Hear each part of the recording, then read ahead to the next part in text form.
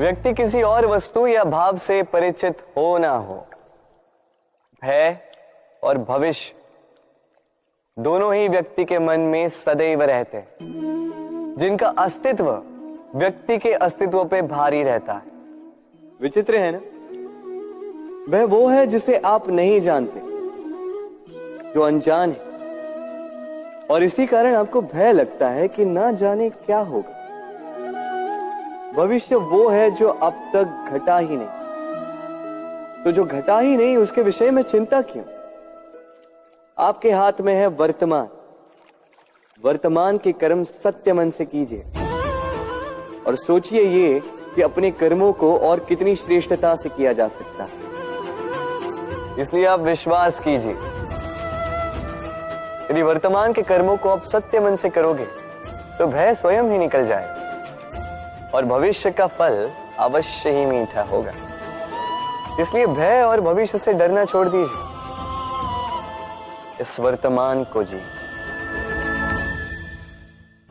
जीवन में हम कई लोगों से मिलते हैं। आप भी ऐसे कई लोगों से मिले होंगे जिन्होंने स्वयं को असफल मान लिया, निराश हो चुके, जिन्होंने ये स्वीकार कर लिया है कि इस जीवन में उनसे कोई कार्य हो ही नहीं पाएगा, वो कुछ कर ही नहीं सकते, किसी कार्य के वो योग्य ही नहीं। किंतु ऐसा नहीं, इस संसार में ऐसा कुछ भी नहीं है जो योग्य नहीं है।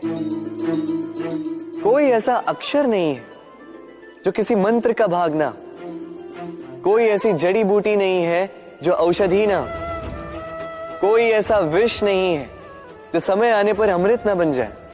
और इसी प्रकार कोई व्यक्ति अयोग्य नहीं होता, उसे अयोग्य बनाती है उसकी सोच।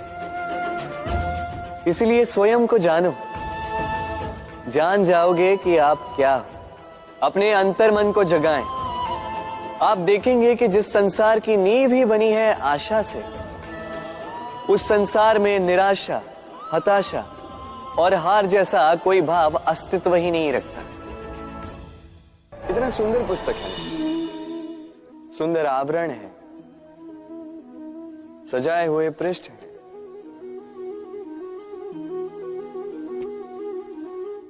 किंतु क्या ये सत्य में अद्भुत पुस्तक कहलाने की पात्र है? क्या इसमें जो लिखा है वो सत्य है, प्रेरणादायी है, हमारे लिए मूल्यवान है? कैसे निश्चय लिया जाए इस बात का? अब आप सोचेंगे कि सीधी सी बात है, आवरण को देख के पुस्तक की गुणवत्ता कैसे जानी जा सकती? इसके लिए तो आपको उसे पढ़ना होगा, उसे समझना होगा, समय देना होगा, है ना? बिल्कुल उचित सोच रहे हैं आप। बस आश्चर्य की बात यह है कि पुस्तक के विषय में आप ये सारी बातें जानते हैं, किंतु किसी व्यक्ति के विषय में आप ये सारी बातें मन में नहीं लाते।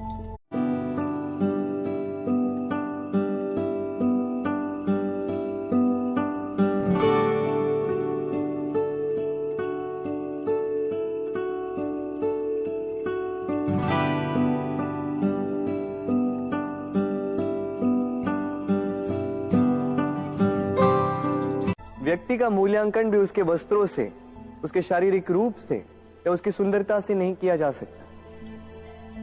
उसके लिए आपको उस व्यक्ति को पढ़ना होगा, उसे समझना होगा, उसे समय देना होगा। पर हम क्या करते हैं? पहनावे, रंग, सुंदरता को देखकर आकर्षित हो जाते हैं, उसे प्रेम समझ बैठते हैं और आए दिन कोई ना कोई ये कहते सुनाई देता है कि उसकी प्रेम कहानी सफल नहीं हो पाई, उसे छल मिला। किंतु इसमें दोष किसी और का नहीं, स्वयं आपका है। आपने उस व्यक्ति को समय नहीं दिया, आपने उस व्यक्ति के विचार नहीं परखे। प्रेम 2 क्षण में बनने वाला पकवान नहीं है, इसका स्वाद चखने के लिए आपको जीवन भर का समय देना पड़ेगा। तो समय दीजिए, एक दूसरे के रूप से नहीं, आत्मा से जुड़ी। निश्चित ही मन प्रसन्नता से कह उठेगा, राधे राधे। हम में ऐसा कोई नहीं होगा जिसने वृक्षों को ना देखा हो, वृक्षों पे इन पक्षियों को ना देखा, इनके घोंसलों को ना देखा, इन पक्षियों को अपने छोटे छोटे बच्चों को भोजन कराते ना देखा। संसार का सबसे ममत्व वाला दृश्य होता है। चिड़िया दूर से अपनी चोंच में दाना भरकर लाती, स्वयं भोजन करने में असक्षम संतान की चोंच में डालती, स्वयं भूखी रहकर निस्वार्थ निश्चलता से। और जब संतान के पंख निकल आते हैं, वो उसे उड़ना सिखाती और उसके पश्चात उसे स्वतंत्र कर देती है अपना जीवन जीने के लिए, इस आकाश में उड़ान भरने के लिए। और हम मनुष्य क्या करते हैं? जिस संतान को हम पंछी की भांति पालते हैं, उसके पंख निकलते ही हम उसे बांध देते हैं, ये सोच के कि कहीं वो दूर उड़कर न चली जाए। ऐसा नहीं कि इस स्थिति में माता पिता को संतान से प्रेम नहीं है, अवश्य है, किंतु इसमें प्रेम पर मोह भारी पड़ जाता है, जो स्वयं अपने और संतान के भविष्य के बीच में बाधा बन जाता है।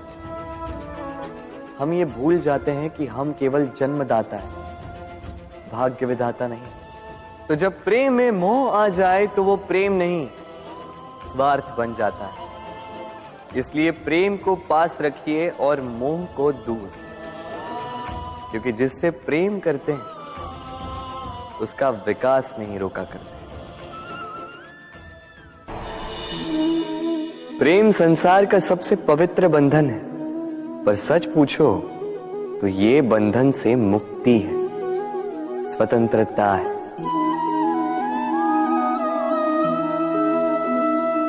नहीं समझे? समझाता हूं। यदि कोई आपका प्रेम ठुकरा दे, यदि कोई आपका प्रेम समझ ही ना पाए, तो क्या होगा? कुछ उदास हो जाएंगे, कुछ छल करके प्रेम पाना चाहेंगे, तो कुछ बलपूर्वक प्रेम पर अधिकार करना चाहेंगे। किंतु यह आवश्यक नहीं कि जिससे आप प्रेम करते हो उसे भी आपसे प्रेम, क्योंकि प्रेम कोई वस्तु नहीं है, न राज्य है, न धन जिसे आप बल से अपने वश में कर सकते। प्रेम वो शक्ति है जो आपके लिए हर बंधन तोड़ सकती है, किंतु स्वयं किसी बंधन में नहीं फंसती।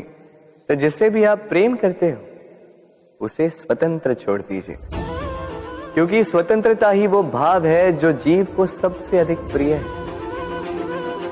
प्रेम सच्चा होगा तो उसे अवश्य समझ में आए।